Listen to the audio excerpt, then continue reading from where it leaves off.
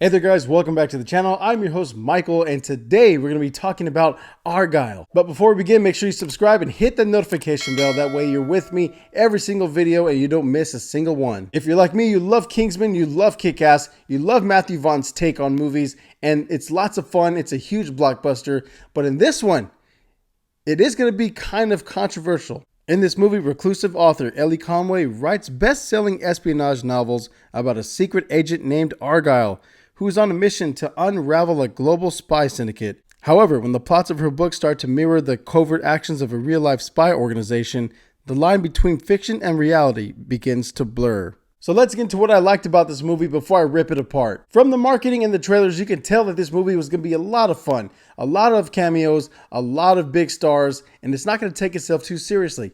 It sounds like my kind of movie. Here we go. From the beginning of the movie, you had Dua Lipa and Henry Cavill doing a dance number to David Bowie, and it was supposed to be this sexy, really cheeky scene, and I really enjoyed it. There's only one way to find out. And this movie had all of the trappings of a great spy movie. It had trains, planes, automobiles, damsels in distress, Henry Cavill. It had everything. I also really enjoyed all the plot twists and the big reveals and the twists and turns and all of the bum moments. But after about the 8th plot twist, it just got out of control. I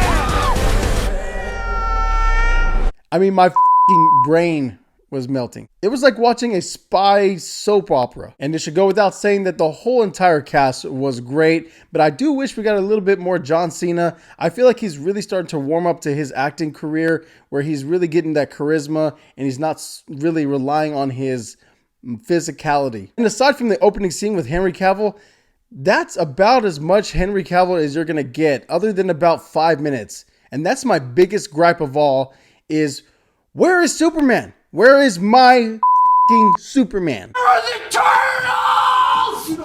Where are they? So if you're going to this movie expecting to see Henry Cavill take his shirt off and fly away, you're going to be sorely disappointed. Let's talk about Bryce Dallas Howard and Sam Rockwell, who happen to be the main characters of this movie. But Bryce Dallas Howard continues to amaze me. I love everything she does, except for Lady in the Water.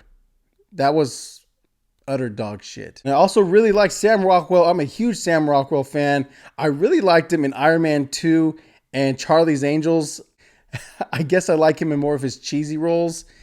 It just goes to show you what kind of guy I really am. Don't you have to be stupid somewhere else? Not until 4. But this movie actually really surprised me because it had a romantic comedy feel in it that I really didn't get from the trailers. Argylle really did blossom into this lovey-dovey, feel-good comedy. And I feel like at this time in February, this might be the best Valentine's Day movie we have right now. This may be the perfect Valentine's Day movie for you and a spicy senorita. Now let's talk about the negatives. This movie is stupidly over the top. God, Karen, you are so stupid. I mean, there's a scene involving ice skating that I was like, really? Really? This is your plan? And I was like, no, there's no way. But they find a way. I mean, this scene may go down in 2024 as one of the most batshit crazy moments in all of cinema. But you know what? That's Matthew Vaughn. That's the director. You're going to get a lot of really cool, fascinating, choreographed action scenes. And then you're going to get some really crazy, over-the-top, nuts, bonkers scenes that... And then my other biggest complaint about this movie is that it just dragged on and on and on and on.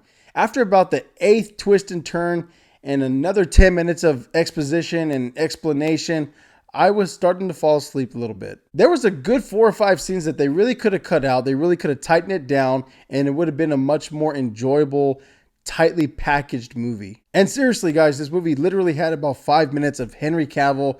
So that was a huge letdown, but I really enjoyed all the scenes that he was in. They were probably the best parts of the movie. But overall, guys, I really had a good time with Argylle. It wasn't the best Matthew Vaughn movie.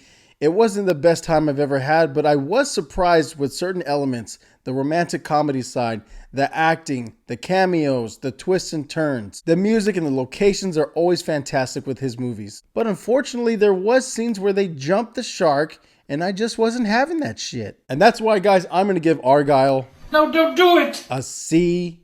You blew it! There is a couple of post-credit scenes that are really questionable, but man, you gotta just give it to Matthew Vaughn. I mean, the studios gave him all the money and all the creative freedom that a director could ever ask for. But anyway, guys, thank you so much for coming back to the channel. Leave your comments below, guys. What did you think of Argylle? What did you think about this movie? Do you want to see more Henry Cavill? Did you like Bryce Dallas Howard? Are you a big Sam Rockwell fan like me?